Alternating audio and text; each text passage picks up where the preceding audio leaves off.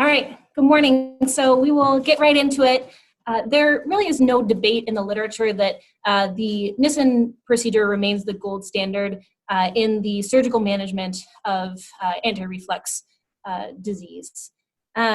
So really my goals here today are to highlight the vast disparity in the quality and quantity of data which supports the Nissen fundoplication as compared with the Linx procedure, and to also draw your attention to some rising safety concerns in regards to the Linx procedure. The level of evidence which supports the use of the Nissen procedure for reflux management is really, has reached a level that is rarely achieved in surgical literature. There are multiple randomized controlled trials which support his use. I've just put a sample here. These are from JAMA in 2011 and BMJ in 2013. These studies had 600 and 800 patients respectively, and each had 5-year follow-up. They both demonstrated excellent efficacy of the Nissen for symptom management. You can see JAMA, they cited an 85% remission rate at 5 years, and BMJ similarly, they had 14% of their patients required a PPI at their 5-year follow-up. They report excellent safety profiles, so there were similar safety profiles in between the medical and surgical groups, low complication rates. Really, if anything, there was a trend towards increased serious adverse effects in the medical group as compared with the surgical group. I also just want to highlight here the BMJ looked at the side effect profiles between the medical group and the surgical group. They found no difference in dysphagia. They called it trapped wind because they're a British study, which I thought was great. And then no difference in bloating sensation. This will become important as we're looking further towards the purported benefits of the Linx procedure. So no difference in these side effect profiles between medical and surgical management in this randomized controlled trial. There's also excellent data in both long-term studies as well as in large cohort studies. So this first study listed here is a 12-year follow-up randomized controlled trial, again showed excellent symptom management. And the second study, it had 2,600 patients cohort study, again, no safety concerns and excellent efficacy of the Nissen. So I want to contrast that level of evidence that we're talking about with the Nissen with really the main support that we have for the Linx. So this is a summary of the body of evidence that we have surrounding its FDA approval in 2012. And we'll dig a little bit more into some of these studies individually, but in regards to the preponderance of evidence here, what I want to highlight a couple of things about this body of literature. One is that the majority of these studies, we're talking about a few dozen patients. The largest is Warren in 2017 with 170 patients. And when you consider the frequency with which anti-reflux procedures are performed in the United States and around the world, this is a very, very small portion that we're talking about that has been studied for these Linx procedures. The other thing I want to highlight here is that there are serial follow-ups. So from those initial cohort studies, there have been interval follow-ups to attempt to prove the long-term outcomes for this Linx, but we're still only at 5-year data. There's really no strong data beyond 5 years. So that's something to keep in mind when we're talking about the safety of the Linx procedure. And then finally, what I would just like to highlight is that all of these studies are attempting to reach the bar which has been set by the Nissen. Absolutely none of these studies make any claim of superior efficacy over the Nissen. This is all just attempting to reach the standard which has already been set by the Nissen fundoplication. So this is one of the hallmark studies, came out in 2013, just immediately post-approval from the FDA. It was a 100-patient cohort study, and already just a year after the approval of the Linx device, there were started to be some red flags in terms of safety and side effects. So they reported a 68% dysphagia rate in this population. That's the significant majority of patients reporting dysphagia. And of those 100, 6 devices needed to be removed. So from those first initial individual cohort studies, it was natural to progress into these comparative cohort studies. So looking at they were centers that put in the Linx and the Nissen, and they compared the 2 cohorts. There are several of these studies. And I'm sure that Dr. Reitz will be talking about some of these studies as well. I wanted to highlight a couple of things to make sure you know as you're interpreting these studies. They do report a symptom benefit. So the goal of the Nissen, or the goal of the Linx procedure, or the theoretic benefit of the Linx procedure, is with that relaxation, it allows for belching and vomiting, and that theoretically can translate into less abdominal discomfort, this gassy, bloaty feeling. And there are, and some of these cohort studies do report that. But it's important to remember that these are not randomized controlled trials. These are not even case controlled trials. There are significant differences between the groups. The Nissen group is older. They have a higher rate of large hiatal hernias. They have more frequent Barrett's esophagus. Essentially, we're not comparing apples to apples here, and comparing the side effect profiles of these two groups is not valid. So that's important to remember when we're talking about the evidence that we have supporting the side effect profiles. This was a similar comparative cohort study, which was performed, and it raised a new safety concern and side effect concern of the Linx. So they reported a 50% rate of severe dysphagia requiring esophageal dilation. So 50% of people who received the Linx required an esophageal dilation. And the median time to esophageal dilation was 140 days. So that's essentially 4 months of severe symptoms, significant suffering on behalf of your patient, and then requiring an invasive procedure that has its own dangerous complications. So 50% rate, not to be ignored. So naturally, following those kind of comparative cohorts, we then move into these meta-analyses of those cohort studies, which we discussed. This was one of these meta-analyses. Two things that I wanted to highlight here: no significant difference in those side effects. So on meta-analysis, no difference in gas, bloating, or those complaints. And again, we see the 6 endoscopic dilations with the Linx and none with the Nissen. So as we accrued more and more data, and this became a more frequently performed procedure, what followed next was flooding of the literature with a new set of case reports and case series, this time in regards to Linx removal. So these Linx removal can be done either because of dysphagia, because of inadequate symptom control, or because of the feared complication of erosion. Obviously, we're putting a constricting foreign body around tissue. The natural concern is for erosion. I'm sure Dr. Reitz will point out that the risk of erosion is low, and that's true. The risk of erosion is less than 1% in these studies, but my main concern is for where this curve goes here. So this graph on the right shows erosion-free probability going out through time. Again, we're only at 5-year data. So the question is, where do we go from here? Does this just continue to worsen and worsen, and we see more and more erosion as we get more follow-up studies? So in summary, the benefit of the Linx is it does allow belching and vomiting. That's not debated. It is shown in the literature that the theoretic benefit of it allowing for belching and vomiting is true.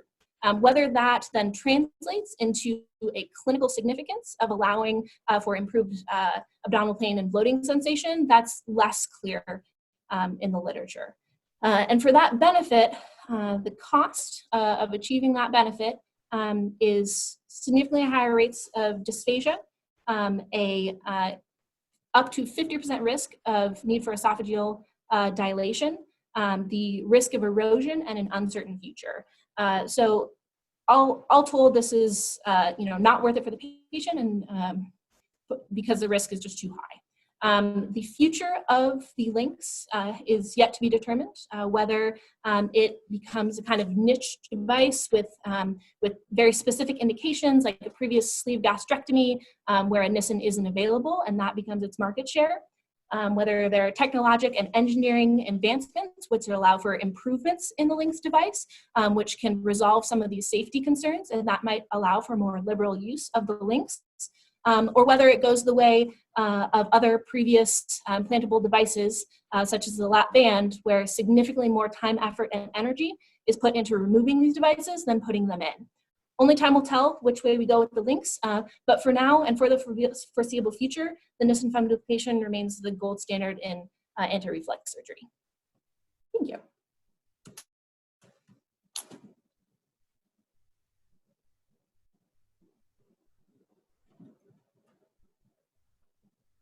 Tara, are you there?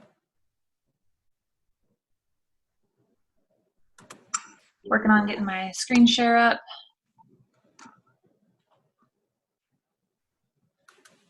I thought you may have been lost for words after that.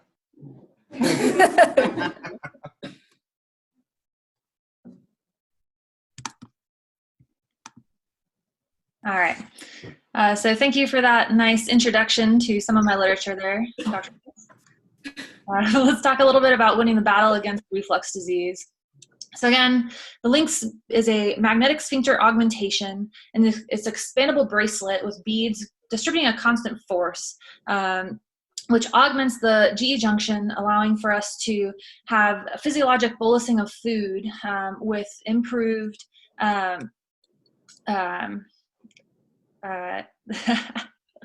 speechless from her talk, with improved efficacy against reflux disease.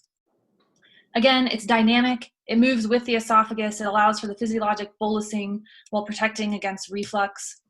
It's an easy and reproducible surgical procedure. The steps are easy, it requires less dissection than the Nissen fundoplication does. It does maintain our gastric anatomy without division of the short gastrics and creating of the fundoplication. And the procedure is fairly easy to perform by anyone with laparoscopic training required. So here shows some pictures where we've dissected out the esophagus. We're using our sizing device and then placing our Linx device. Been shown to be effective. So, initially as these studies come out, and yes, it is a newer device. We do have our data up to 5 years, but so far it is showing it's effective. We've got significant improvement in our heartburn, regurgitation, our PPI dependence, and our dissatisfaction. The GAN study is one of the ones that popped up on your timeline. Yes, it is a study with 100 patients, but it's showing great efficacy against bothersome regurgitation, showing that the majority of patients are able to become PPI free after their Linx procedures. And their patient quality satisfaction's higher than those in the Nissen fundoplication. The advantages, as we look at this over the Nissen, improved quality of life, minimal disruption of the anatomy, as I mentioned, improved side effect profiles. So you talked a lot about these theoretical improvements that are, deal with the inability to belch or vomit, dysphagia. These are pretty significant things that the Nissen causes that are improved in those patients that have the Linx device. Now, we look at the number of patients undergoing Nissen fundoplications, only 1% of those with significant GERD. And they're only willing to undergo, the Nissen for those reasons. There's significant side effects with the Nissen as well. So a lot of these patients are foregoing operative intervention because they're unwilling to do a Nissen fundoplication, leaving about 50% of people with uncontrolled GERD. Again, independence from PPI in approximately 90% of the people with Linx devices, and it's dynamic. So you mentioned some of these head-to-head studies. I think it's important to note that while we look at the Linx as not necessarily being superior to fundoplication at this time, you fail to mention some of the areas where we're seeing significant improvements in our symptoms with no severe gas and bloating symptoms. Patients with the Linx are able to belch, and they're able to vomit when necessary. And again, you see these things are theoretical and what kind of clinical impact they have. It's proven that they're shown an improved quality of life. Again, we don't even look past that to some of the more physiologic importance, like patients with small bowel obstructions in the Nissen group, unable to vent their stomach, where the Linx would be able to vomit and at least provide some pop-off on their small bowel obstruction. And it looks at it, and they show that there's really no significance in some of these areas. And again, that's no significance between the Linx and the Nissen, but it's not saying the Nissen is superior. So both are shown to improve GERD symptoms. Both do improve quality of life. Both do show, symptoms of dysphagia. And yes, some of our dysphagia is pretty high percentage, but a lot of these patients are early dysphagia in the Linx group with improvement over time. All patients are satisfied, and there's there's similar complication profiles. And that was a Reynolds study. Here's the Warren study that you had mentioned. Again, this one's showing the ability to belch, ability to throw up for emesis.